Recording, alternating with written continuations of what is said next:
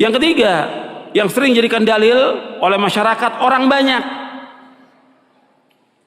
dalam beragama, apakah dia ibadah, apakah zikir, apakah doa, apakah sholat, atau yang lainnya, atau perayaan-perayaan yang Nabi nggak contohkan sallallahu alaihi wasallam, mereka ngadakan. Kata mereka orang banyak melakukan. Orang banyak bukan ukuran kebenaran. Allah dalam Al-Quran nggak pernah memuji banyaknya manusia, tidak pernah dalam Al-Quran. Yang ada celaan dan banyak celaan. Walakin aktsaran nasi la yashkurun, walakin aktsaran nasi la ya'lamun, walakin aktsaran nasi la yu'minun. Banyak sekali Allah mencela. Kebanyakan manusia ini tidak bersyukur, kebanyakan manusia tidak mengetahui, kebanyakan manusia tidak beriman, dan yang lainnya. Nggak boleh kita ikut. Maka Allah sebutkan di dalam surah Al-An'am, surah yang ke-6 ayat 116. Surah Al-An'am surah yang ke-6 ayat 116. Allah berfirman, wa in tuti' aktsara man fil ardi yudilluka an sabilillah iyattabi'una illa dhanna wa inhum illa yakhrusun. Seandainya kamu mengikuti kebanyakan manusia di muka bumi, niscaya mereka akan menyesatkan kamu dari jalan Allah. Mereka tidak lain hanyalah menyangka-nyangka, dan mereka tidak lain hanyalah berdusta. Jadi mereka ini hanya berdusta. Jadi Allah sudah sebutkan, kalau mengikuti kebanyakan manusia, kata Allah apa? Yudilluka an sabilillah. Mereka akan menyesatkan kamu jalan Allah. Maka orang banyak bukan ukuran kebenaran. Nenek moyang bukan ukuran kebenaran. Ukuran kebenaran dalil. Ini penting dalam kita beragama, ini sangat penting. Antum catat, nanti antum lihat lagi di rumah, ulangi lagi.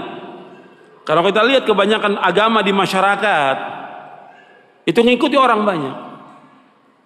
Kalau orang awam mungkin kita berpikir karena awam ya, tapi terjadi juga kepada para penuntut ilmu, terjadi juga kepada para ustadz.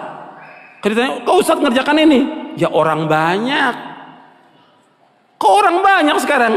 Lo antum sekolah di luar negeri kan dalil kan yang dipelajarin. Sekarang ya gimana orang banyak?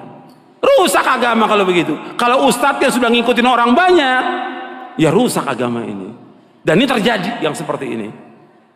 Ustadznya sudah nggak ngikutin dalil. Gimana apa? Gimana orang banyak? Gimana selera masyarakat? Gitu.